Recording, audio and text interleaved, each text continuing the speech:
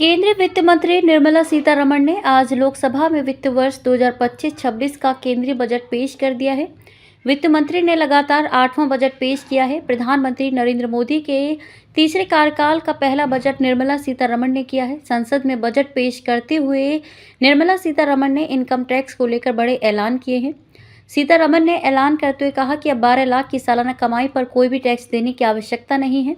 ये बदलाव new tax व्यवस्था के तहत की गई है। इससे पहले 7 लाख की कमाई पर कोई टैक्स नहीं देना था। स्टैंडर्ड डिडक्शन को 75,000 रुपये ही रखा गया है। अब 24 लाख की आय पर अब 30% टैक्स लगेगा। वहीं 75,000 रुपये तक के स्टैंडर्ड डिडक्शन की छूट होगी। साथ ही 15 से 20 लाख की आय पर 20% का टैक्स होगा।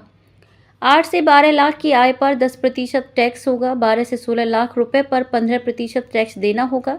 वहीं 6 से 20 लाख रुपए पर 20% टैक्स, 20 से 24 लाख रुपए पर 25% टैक्स और 24 लाख रुपए से अधिक पर 30% टैक्स देना होगा। वित्त मंत्री ने बजट भाषण में कहा कि 0 से 4 लाख रुपए पर कोई टैक्स नहीं होगा। 4 से 8 लाख रुपए पर 5% टैक्स होगा। इसके अलावा अपडेटेड रिटर्न फाइल करने की समय सीमा को 2 साल से बढ़ाकर 4 साल कर दिया गया है, जिससे टैक्स पेयर्स को अपने पुराने रिटर्न सुधारने का ज़्यादा मौका मिलेगा। सीनियर सिटीजन्स के लिए भी राहत भरी खबर है। अब ब्याज से होने वाली कमाई पर टैक्स छूट की सीमा 50,000 रुपये से बढ़ाकर 1 लाख रुपये कर दी गई है। इसके अलावा स्टार्टअप्स को टैक्स छूट का फ़ायदा उठाने के लिए रजिस्ट्रेशन की समय सीमा 5 साल और बढ़ा दी गई है।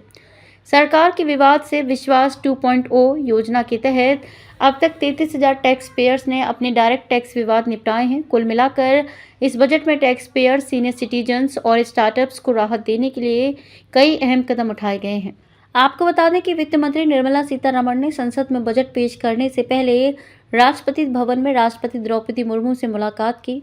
इस दौरान राष्ट्रपति ने वित्त मंत्री को दही चीनी भी खिलाई। बजट पेश करने से पहले केंद्रीय वित्त मंत्री निर्मला सीतारमण और वित्त राज्य मंत्री पंकज चौधरी ने राष्ट्रपति भवन में राष्ट्रपति द्रौपदी मुर्मू से मुलाकात की। इस दौरान वित्त मंत्री ने राष्ट्रपति मुर्मू से बजट पेश करने के लिए मंजूरी मांगी। राष्ट्रपति ने बजट को अपनी मंजूरी देते हुए वित्त मंत्री को दही चीनी खिलाकर शुभकामनाएं दी।